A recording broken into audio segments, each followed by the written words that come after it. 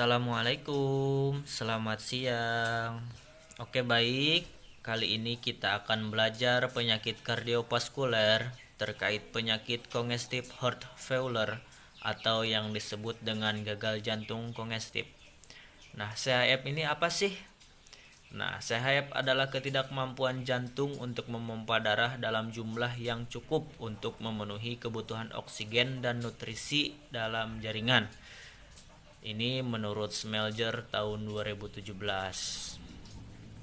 Disebut dengan penyakit CHF ini karena jantung tidak mampu untuk memompa darah, maka terjadinya gagal jantung kanan dan gagal jantung kiri.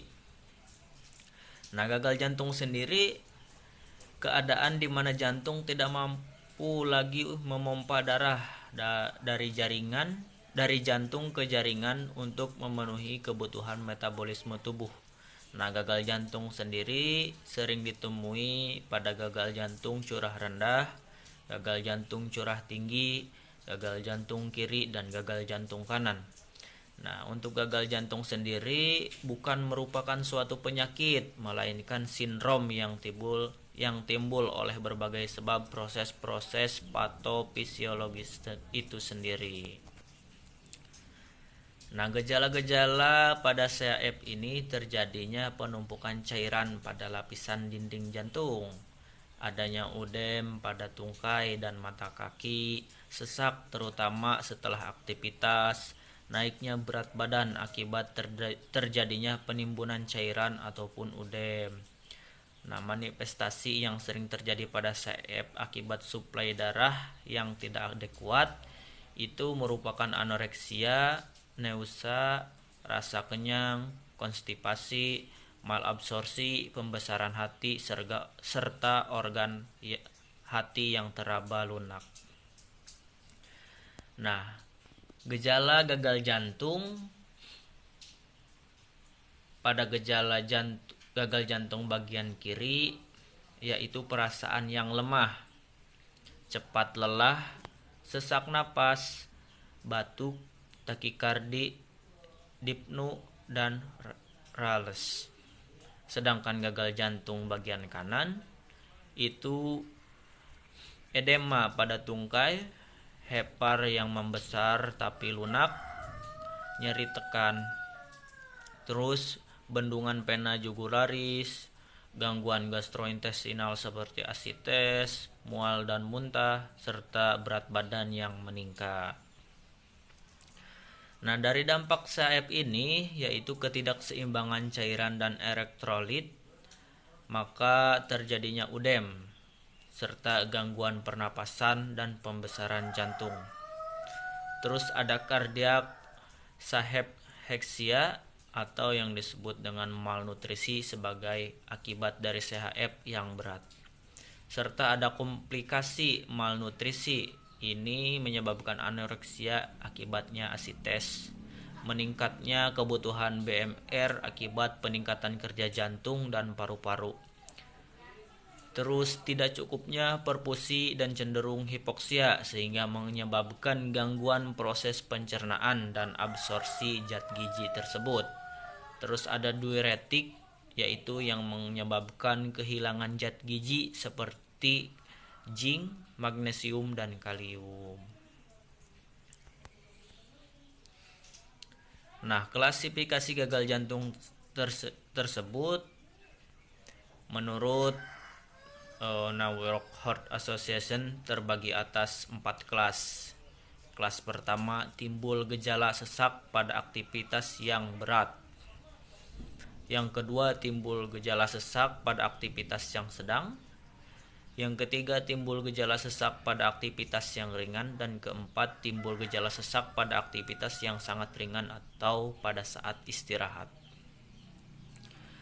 Nah, secara patofisiologi, gagal jantung ini yaitu terjadi karena peningkatan tekanan atau preload dan peningkatan beban akhir atau afterload, sehingga menyebabkan disfungsi sistolik atau diastol, sehingga terjadi penurunan relatif curah jantung dan mekanisme kompensasi pun terjadi, sehingga aktivitas dari sistem simpatis, angiostensin dan sindrom adrenal, terus neuropineprin, aldosteron, kortikosteroid, hormon antidiuretik, intensifikasi oleh ginjal, terus terjadinya resorpsi air dan natrium di daerah proksimalnya sehingga menyebabkan penurunan regulasi reseptor-reseptor dan beta adrenal di miokard tersebut. Nah, kali ini saya ke bagian kasus, yaitu pada pasien Tuan G dengan umur 50 tahun, jenis kelaminnya laki-laki dengan diagnosis congestive heart failure. Ini sengaja saya dikasih kasusnya satu, yaitu terkait penyakit congestive heart failure pada pasien yang mengeluh sesak napas dan nampak gelisah. Dari hasil auskultasi menunjukkan adanya crackles pada bagian basal paru kanan dan kiri.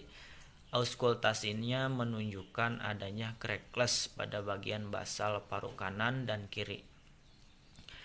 Maka dari itu, diagnosa dan intervensi yang dimunculkan, diagnosa yaitu kelebihan volume cairan yang berhubungan dengan menurunnya curah jantung, dan untuk intervensinya yaitu adanya monitor intake dan output per 24 jam. Kenapa monitor intake dan output per 24 jam? Sesuai dengan diagnosa sebelumnya, yaitu kelebihan volume cairan. Maka kita harus kaji terkait intake dan output pada pasien tersebut. Kemudian kita kaji pitting edemanya. Apakah terjadi udem pada pasien dengan penyakit congestive heart failure ini? Kita bandingkan antara pasien yang terjadi atau terdapat udem dengan pasien yang tidak terdapat udem tersebut.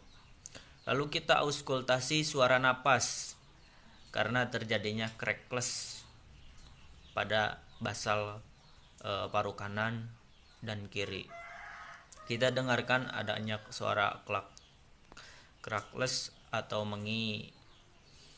Lalu kita ukur lingkar abdomen sesuai dengan prosedur. Biasanya dengan penyakit CHF ini, yaitu pada kelebihan volume cairan, akan terjadinya penurunan cairan pada abdomen, sehingga kita lakukan pengukuran abdomen sesuai dengan prosedur. Kemudian kita lakukan kolaborasi pemberian obat sesuai dengan program diuretik yang diberikan, seperti diuretik lasik 2 mili 1x1 ampul per jam 06 WIB, terus injeksi intravena KSR 600 mg 3 kali sehari, 1 tablet per jam 6, 12 dan 18 WIB itu oral. Terus NaCl kapsul 500 mg 3 kali 1 kapsul per jam 6, 12, 18 WIB itu oral.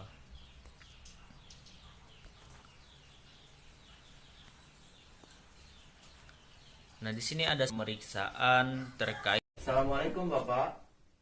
Waalaikumsalam. Apakah betul ini dengan Bapak Haji? Iya betul.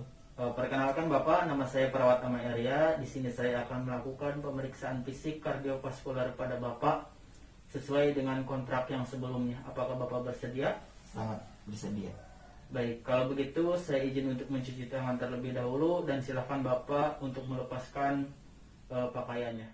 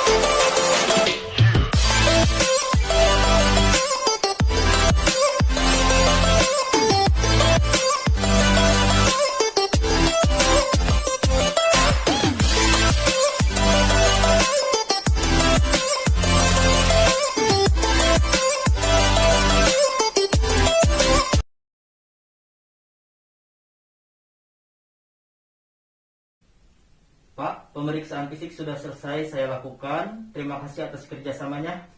Terima kasih. Kalau begitu silakan Bapak untuk memakai pakaian kembali.